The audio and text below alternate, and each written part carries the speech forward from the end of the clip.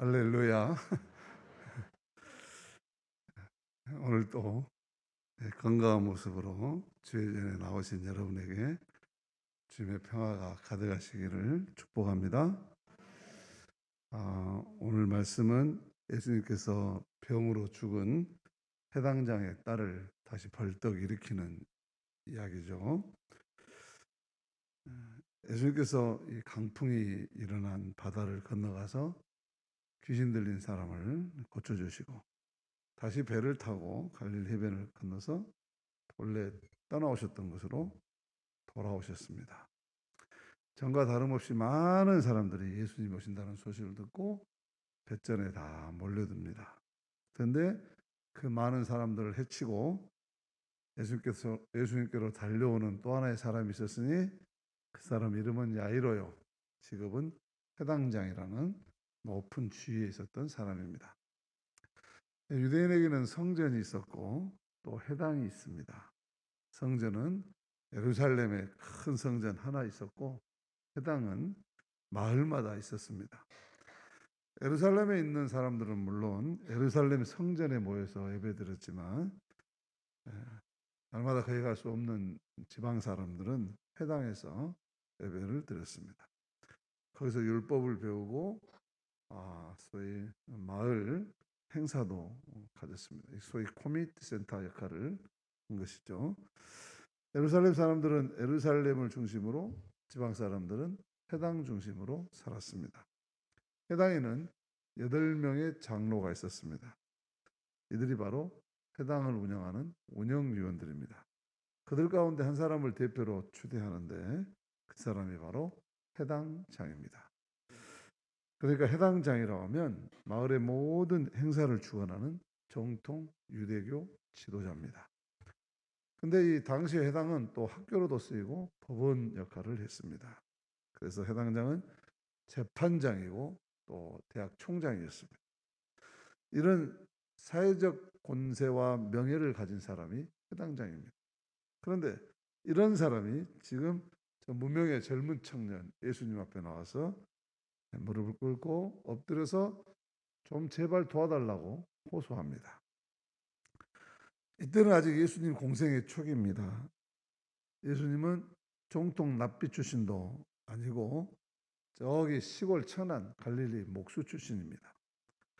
그 무명의 젊은 사람을 이 당대 모두가 다 알고 있는 지도자가 찾아와서 그것도 발 앞에 무릎을 꿇고 엎드려서 애골복골한다는 것은 당시 사회 분위기로서는 충격이었습니다.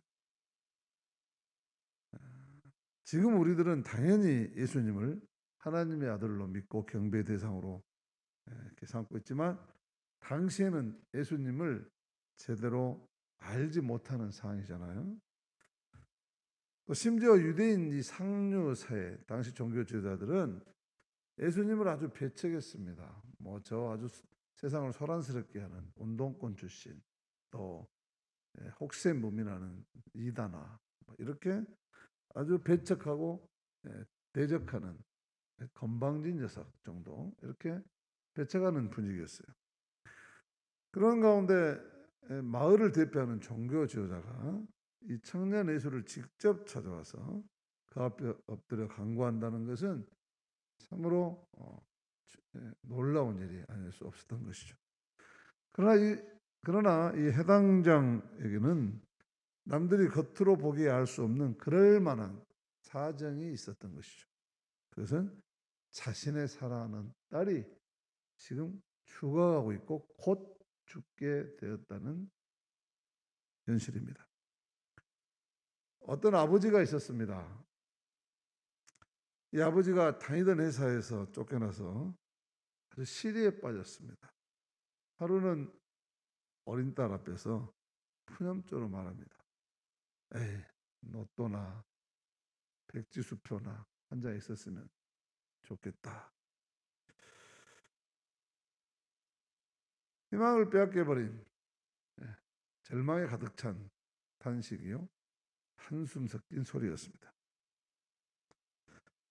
기쁜 한숨을 내쉬는 그 옆에 앉아있던 딸이 조금 후에 다시 와서 아빠의 옆구리를 톡톡 칩니다. 하얀 종이 한 장을 내밀면서 말합니다. 아빠 받으세요. 아빠 이거 받으세요. 이게 뭔데? 아빠가 뭐가 돈이 필요한 것 같아. 내가 만든 백지수표거든. 아직 세상살이가 뭔지 모르는 어린 딸조차 이 아빠의 탄식과 한숨소리에 묻어나오는 그 고통을 알았던 것 같죠. 아버지는 그 귀여운 고사리 손을 내미는 그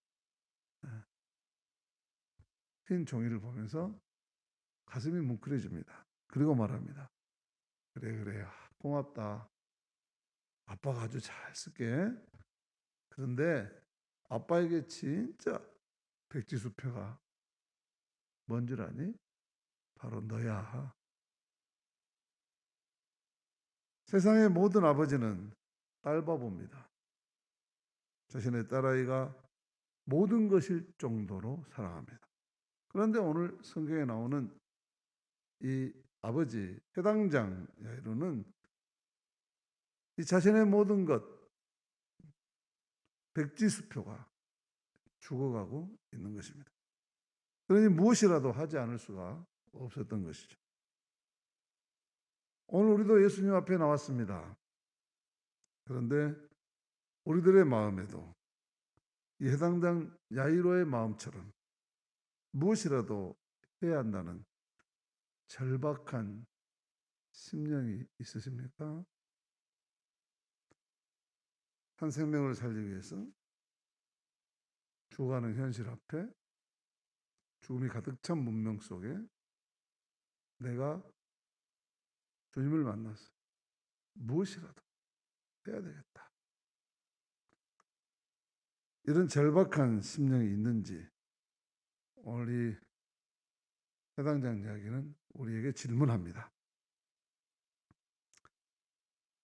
만약에 우리가 예수님 앞에 발 앞에 무릎 꿇고 절을 하듯 그런 심정으로 이 시간 하나님 앞에 나와서 예배 드린다면 우리들에게도 달리타 쿰 아이야 일어나 걸어라 하는 놀라운 은혜와 기적이 일어날 줄로 믿습니다. 저는 오늘 이 죽은 딸아이를 살리는 예수님의 이야기를 통해서 우리 영혼을 일깨우는 가르침 몇 가지를 살펴보려고 합니다. 첫째는 문제를 가지고 예수님 앞으로 나올 줄 알아야 한다는 것입니다. 뭐 당연한 이야기잖아요. 하지만 잘 안 되는, 우리가 신앙생활하고 있으면서도 잘 실천에 못 옮기고 있는 대목입니다. 해당장 야이로는 자신의 자존심과 체면을 생각하지 않고 예수님 앞으로 자신의 딸의 죽음의 문제를 가지고 나왔습니다.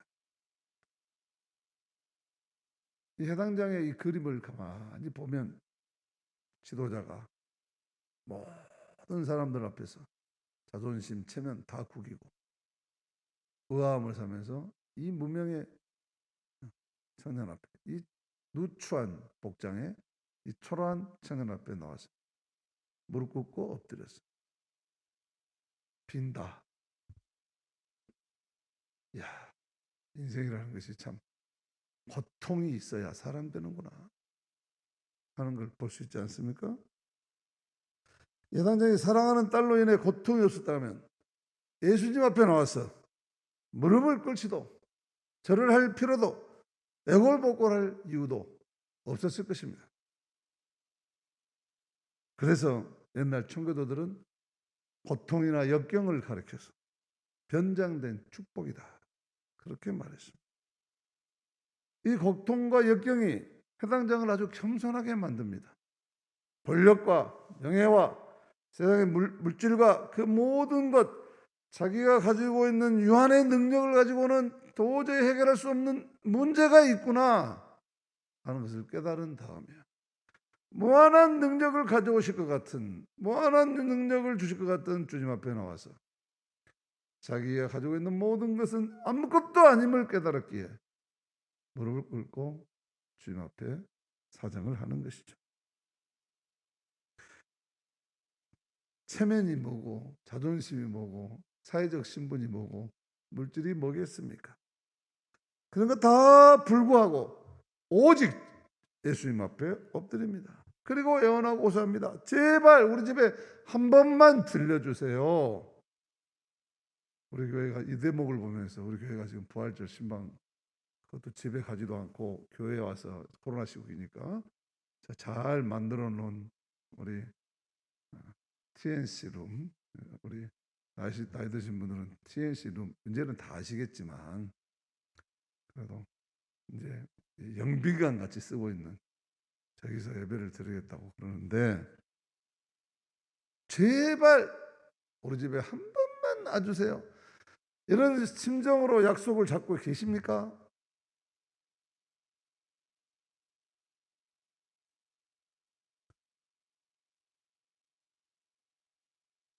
우리 한국 사람들은 하나님 앞에 나오지 못하고 은혜를 경험하지 못하게 하는 가장 큰 장애물이 체면이라고 그럽니다. 이 체면 문화에 살다 보니까 아주 체면에 민감합니다. 자존심에 민감합니다. 체면이라는 말은 이 면이라는 말, 면이란 말은 얼굴이라는 뜻입니다. 그래서 한국말에 유달리 발달된 단어가 이 얼굴과 관련된 말이 참 많습니다. 별 낯이 없습니다. 면목이 서지 않습니다. 얼굴을 들 수가 없네요. 그 사람 얼굴 한번 참 뻔뻔하다. 제 얼굴을 봐서 한 번만 들어주세요. 너 내 얼굴에 먹칠만 해봐라. 아유, 저 사람 얼굴이면 안 통한 데가 없어요. 등등 이 체면에 대한 단어가 얼마나 많이 발달되었는지 모릅니다. 이런 말 미국 사람들은 못 알아듣습니다. 제 얼굴을 좀 봐주세요. See my face 또는 look at my face. 그러면 제 얼굴 보고 뭐 한번 봐주세요. Look at my face, please. 그러면 저 사람 얼굴에 뭐가 묻었나 하고 바라보지 그 뜻을 이해하지 못합니다. 뭐 어떻게 달라는 거야? 그러나 우리들은 이 체면 때문에 인생의 절박한 문제가 있어도 주님 앞으로 가지고 나오지 못한다는 것이. 아이고 이런 거 가지고 교회 가서 기도하다가 아이고 쪽팔리면 어떡해. 어이구 내가 자존심 다치면 어떡해. 사람들이 나를 우습게 보면 어떡해.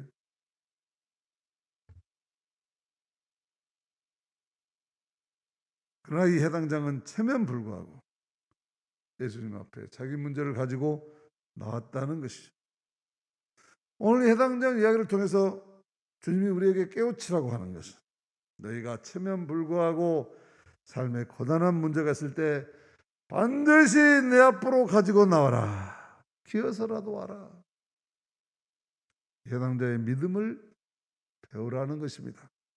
체면, 염치, 자존심 다 내려놓고 예수님 앞에 나오는 인생, 예수님 앞에 엎드리는 인생이어야 일어서는 사람, 우뚝 선 사람, 걸어가는 그 길을 걷는 사람이 될 줄로 믿습니다. 두 번째, 우리 영혼을 일깨우는 가르침은 아직 문제가 해결되지 않았어도 예수님과 함께 걸어가라 하는 것입니다. 예수님은 해당장의 이 사정을 듣고 이제 제자들과 함께 해당장 집으로 갑니다. 그런데 가는 도중에 혈루병 여인을 만났잖아요. 그래서 고쳐주시라고 시간 다 낭비했습니다. 그 사이에 딸은 숨을 거두고 말았습니다. 상황 끝나버린 거예요.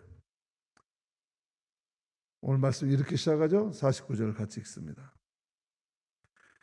아직 말씀하실 때에 해당장의 집에서 사람이 와서 말하되 당신의 딸이 죽었나이다. 선생님을 더 괴롭게 하지 마소서.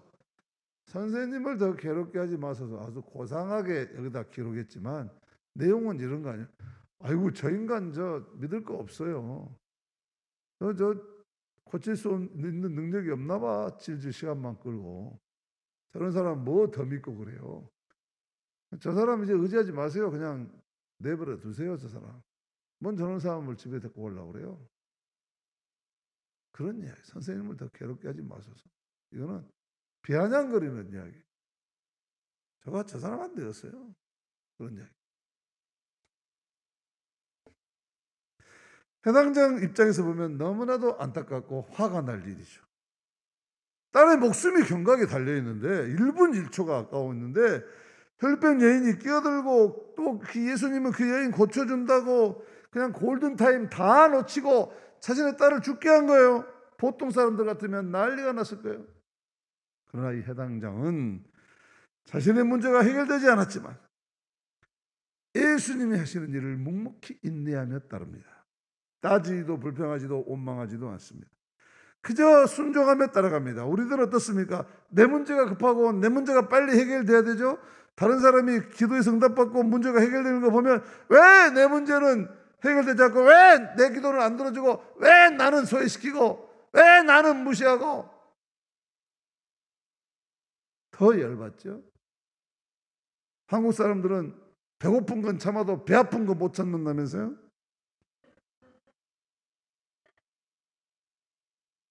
오늘 해당장 이야기를 통해 예수님은 내 주변의 기도를 들어주신 하나님, 내 기도도 들어주실 줄로 믿습니다 하고 기다리라는 겁니다.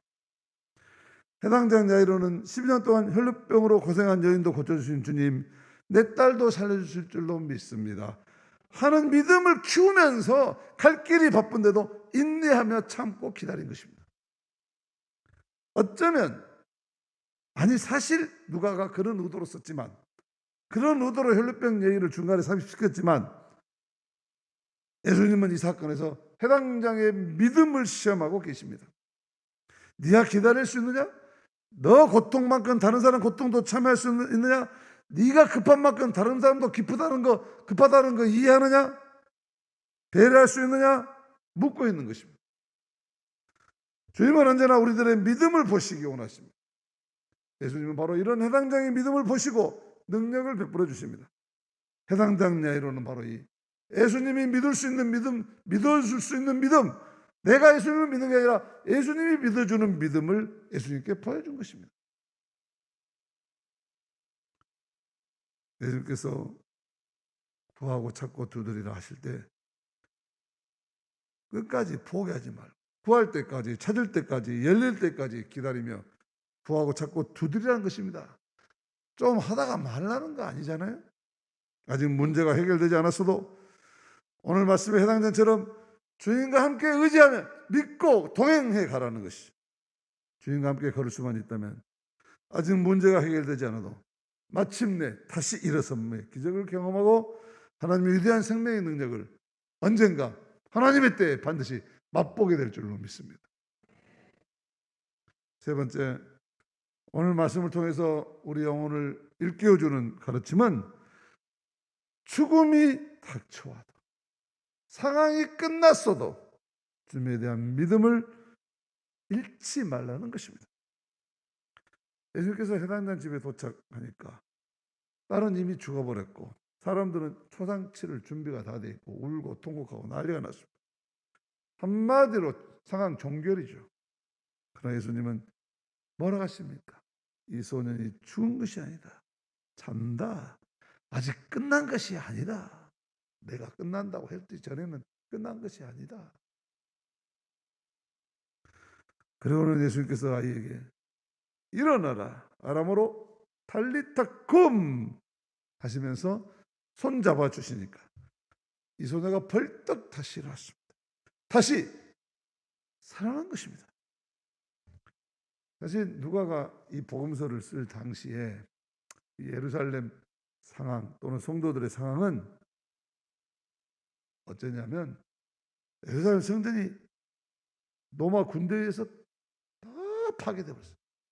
돌 하나를 얹을 수 없을 정도로 사거리 예루살렘 성전이 하나님이 계시는 성전, 이스라엘 사람들은 자기들의 공동체의 지존이고 이 하나님의 임재의 상징인 절대로 망가져서는 안 된 인생의 가장 중요한 가치인 성전이 다 무너져 버려요. 기댈 곳이 없는 거예요. 바랄 것도 없고 살 이유도 없고 공동체 결집도 무너지고 나라가 망했습니다. 이런 상황입니다. 근데 누가는 지금 이 이야기를 통해서 예루살렘 성전이 무너졌다고 예수님이 가져오신 하나님의 나라의 신앙이 무너진 것이냐, 나라가 망했다고 하나님의 백성들이 망한 것이냐? 아니다. 잠시 자고 있을 뿐이다. 마침내 우리 주님 다시 와서 손잡아 주시면 우리는 다시 일어설 것이다. 다시 세울 것이다. 이런 이야기 강력하게 전하고 있는 거예요. 다시 말해서 이 해당장 야이로의 이야기가 그냥 야이로의 딸을 고쳐준 병 고친 이야기가 아니라 희망을 이야기하고 있습니다. 예수님만이 절망을 이기게 하는 희망이요 죽음을 이야기하게 하는 부활의 능력이라는 것입니다. 그가 죽음을 이기고 부활하셨기 때문입니다. 그래서 야이로 딸만 아니라 예수님은 죽은 나사로도 살리면서 나는 부활이요 생명이니 나를 믿는 자는 죽어도 살겠고 살아서 나를 믿는 자는 영원히 죽지 아니하리라. 그리고 나서 너희가 이것을 믿느냐, 너희가 믿으면 하나님의 영광을 보리라. 그렇게 말씀하셨습니다. 우리가 죽음이라는 최악의 절망 속에서도 주의 말씀을 붙들고 다시 듣고자 하고 주의 말씀을 듣고 다시 일어서고자 하면 바로 그 믿음을 통해 하나님의 영광스러운 기적을 체험하게 된다는 말씀입니다. 오늘 이 믿음을 가진 해당장은 자신의 딸이 다시 살아나는 부활의 기적을 보게 됩니다. 이 사건을 전해들은 이스라엘 백성들은 다시 일어서게 되었던 것이죠. 에스겔 선지자가 오래전에 예루살렘 성전 2번 파괴됐어요. 587년에 바벨론에서 완전히 파괴됐고 또 그 후로 로마에서 파괴되고 2번 다 파괴돼서 다시 느헤미야가 다시 성전 재건하잖아요. 2번 파괴되는데 그 첫 번째 파괴될 때 이사야 선지자가 다 파괴돼가지고 바벨론 포로로 끌려가가지고 비참하게 됐잖아요. 그때 이렇게 말했어요. 내가 너희 무덤을 열고 너희로 거기서 나오게 한즉 너희는 내가 여호와인 줄 알리라. 무덤 다 끝나버린 상황, 절망의 한복판, 볼의 한복판 속에서 한 너희들을 이끌어내서 그때서야 너희들이 비로소 야의 하나님이 바로 우리의 하나님이었는데 우리가 참 모자랐습니다. 회개하고 회복될 것이다. 이 말씀이 500년 후에 예수님 메시아가 오심으로써 이루어집니다. 그냥 빈말이 아니었어요. 달리타 쿰 일어나, 이게 빈말이 아니라는 말이에요. 500년 전에 이사야를 통해서 했던 말씀이 다시 이루어진 거죠. 예수님의 말씀은 지금도 계속해서 우리를 다시 일으키시는 하나님의 능력의 말씀, 빈말이 아니다 그 말이에요. 오늘 이 말씀을 듣는 우리들도 이 해당장과 같은 이 부활의 믿음을 가지면 그 믿음대로 언제나 다시 절망 가운데서도 일어서는 능력의 삶을 살게 될 줄로 믿습니다. 사실 누가가 이야기하고 있는 것은 육체적 사망만을 이야기하고 있는 것은 아닙니다. 말씀드렸듯이 이스라엘 백성들의 공동체의 영적인 사망을 내다보고 있습니다.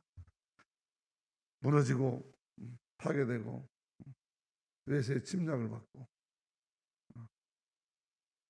한편 또 예수님 만나서 정의와 평화 생명과 하나님 나라를 위해서 살려고 나섰지만 또 무너지고 핍박은 심하고 늘 이게 나태해지고 좌절하고 절망하고 열정도 식어버리고 아이고 하나님 나라 이거 뭐 되지도 않는 거 포기하게 돼. 이런 영적인 사망을 이야기하고 있습니다. 육체적 사망 못지않게 영적인 사망이 결정적인 것입니다. 영적인 죽음은 하나님과 단절된 인생을 말하는 것이죠. 이런 사람 살았으나 죽은 사람과 마찬가지. 그러나 누구든지 주님의 손을 잡으면 영적으로 회당장의 딸처럼 달리다 쿰 음성을 듣게 될 줄로 믿고, 이 주의 말씀을 통해서 언제나 우리에게 달리다 쿰 하고 말씀하고 계시는 이 음성에 순종할 때 우리는 일어나 부활을 맞게 될 줄로 믿습니다. 사실 매주일 이 예배당에 와서 여러분들이 하나님 말씀 듣는데 이 말씀의 결론은 딱 한마디예요. 달리타 쿰, 아이야 일어나라, 일어나라. 이사야 선지자가 그래서 이 백성들에게 오래전에 말했는데 우리 한번 읽어봅시다. 오늘 구약의 본문입니다. 시작. 두려워하지 말라, 너희와 함께함이라. 놀라지 말라, 나는 내 하나님이 됨이라. 내가 너를 굳세게 하리라. 참으로 너를 도와주리라. 참으로 나의 의로운 오른손으로 너를 붙들리라. 아멘. 헛소리가 아니란 말이야. 헛소리.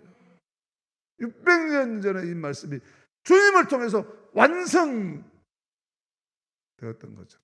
또 이 누가복음을 읽고 있는 초대교인들이 이 믿음으로 세상을 바꿨던 것처럼 다시 이렇게 썼던 것처럼 오늘도 여전히 이 말씀을 살아계신 하나님의 음성으로 듣고 믿음으로 반응한 자들에게는 그 어떤 자리에서도 희망, 오직 주님이 희망이시다 고백하고 일어서게 될 줄로 믿습니다.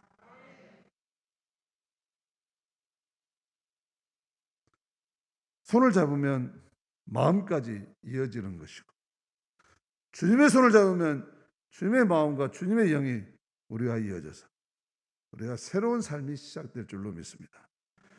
인생을 살다가 무력함에 시달리고 매너리즘에 빠지고 열정도 잃어버리고 삶의 의욕도 상실하고 좌절하고 주저앉아서 앞이 캄캄하고 두려울 때도 부활의 주님은 어김없이 다가와서 우리의 손을 잡고 일으켜 세우십니다.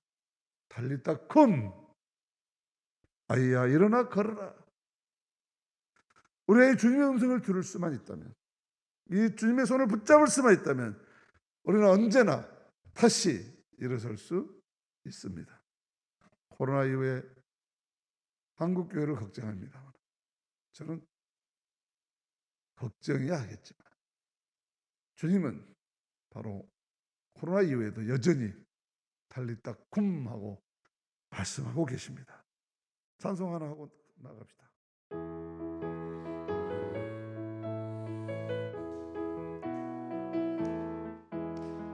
나의 등 뒤에서 나를 도우시는 주, 나의 인생길에서 지치고 고나여 매일처럼 주저앉고 싶을 때 나를 밀어주시네. 일어나 걸어라, 내가 새 힘을 주리니. 일어나 너 걸어라, 내 너를 도우리. 힘차게. 나의 등 뒤에서 나를 도우시는 주, 가만히 길을 갈 때 보이지 않아도 지치고 고라여 넘어질 때면 다가와 손 내미시네. 일어나 걸어라, 내가 새 힘을 주리니.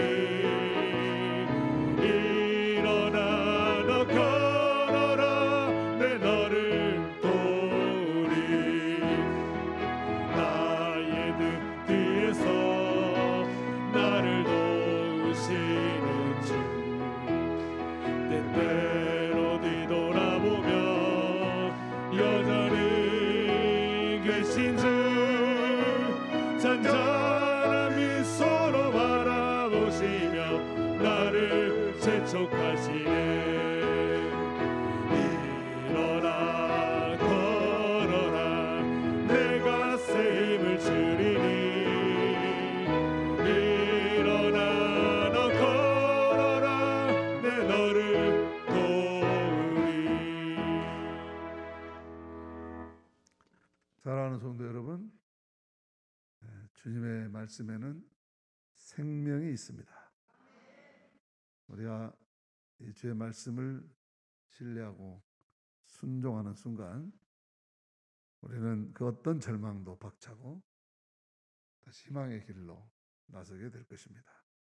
체면 불구하고 문제를 가지고 주님 앞에 나오고 그 문제가 해결될 때까지 주님과 함께 걸으면서 절망 가운데서도 주님의 말씀을 의지하면 마침내 달리다 굼 다시 일어나서 새롭게 펼쳐지는 희망찬 미래를 향해 나아가게 될 것입니다.